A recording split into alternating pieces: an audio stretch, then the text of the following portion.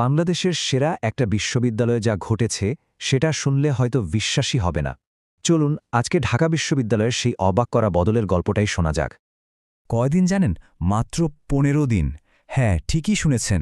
ভাবা যায় এত কম সময়ে ঢাকা বিশ্ববিদ্যালয়ের পুরো চিত্রটাই যেন একদম পাল্টে যেতে শুরু করল। আর এই সব কিছু শুরু হল নতুন ছাত্র নেতৃত্ব আসার পর। ক্যাম্পাসে একের পর এক এমন সব কাজ হতে শুরু করল যা দেখে সবাই ক্যাম্পাসের সবাই রীতিমতো অবাক। আচ্ছা, তাহলে চলুন প্রথমে সেই সব উদ্যোগের কথা বলি যেগুলো স্টুডেন্টদের প্রতিদিনের জীবনে সরাসরি একটা পজিটিভ প্রভাব ফেলেছে। তো সবার আগে বলতে হয় ট্রান্সপোর্টের কথা।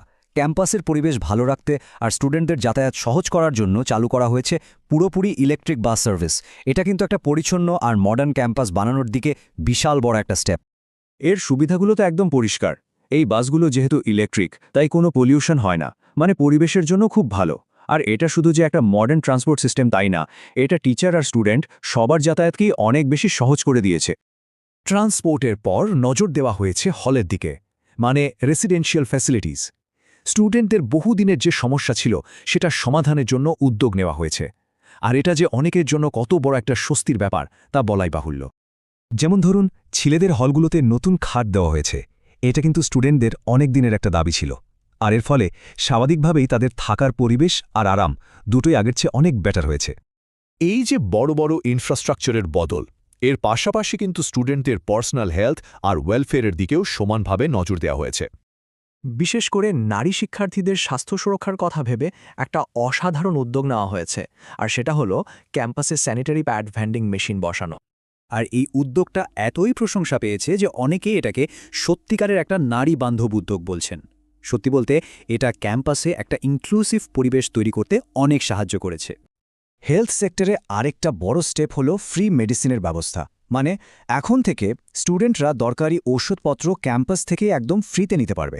ভাবুন তো, এটা তাদের ওপর থেকে ফিনান্সিয়াল আর মেন্টাল প্রেশার কতটা কমাবে। ডাকসুর এই ফ্রি মেডিসিন দেওয়ার উদ্যোগটা আসলে স্টুডেন্ট কেয়ারের ক্ষেত্রে একটা নতুন বেঞ্চমার্ক সেট করেছে। আর এখন তো সারা দেশের অন্য ইউনিভার্সিটিগুলোর জন্যও এটা একটা মডেল বা এক্সাম্পল হয়ে দাঁড়াচ্ছে। কিন্তু প্রশ্নটা হলো, এত সব ফাস্ট ইনিশিয়েটিভ, এই যে এত বড় বড় পরিবর্তন, এর পেছনে আসল চালিকা শক্তিটাকে কে করছেন এই সব কিছু? আচ্ছা, সেই উত্তরটা কিন্তু বেশ ইন্টারেস্টিং। এই পুরো বিষয়টার নেতৃত্বে আছেন সাদিক কায়েম।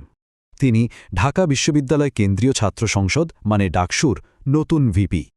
তার নেতৃত্বেই স্টুডেন্টদের এতদিনের স্বপ্নগুলো সত্যি হচ্ছে। আর এই সাকসেসফুল প্রজেক্টগুলো এটাই চোখে আঙুল দিয়ে দেখিয়ে দিচ্ছে যে যদি সত্যি কাজ করার ইচ্ছা থাকে তাহলে খুব কম সময়েও অনেক কিছু করে ফেলা সম্ভব।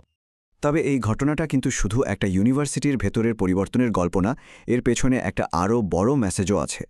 ঢাকা বিশ্ববিদ্যালয়ের এই ১৫ দিনের বদল আসলে একটাই জিনিস প্রমাণ করে, যদি সদিচ্ছা আর সৎ নেতৃত্ব থাকে তাহলে যে কোনো পজিটিভ পরিবর্তন আনা সম্ভব। অসম্ভব বলে কিছু নেই।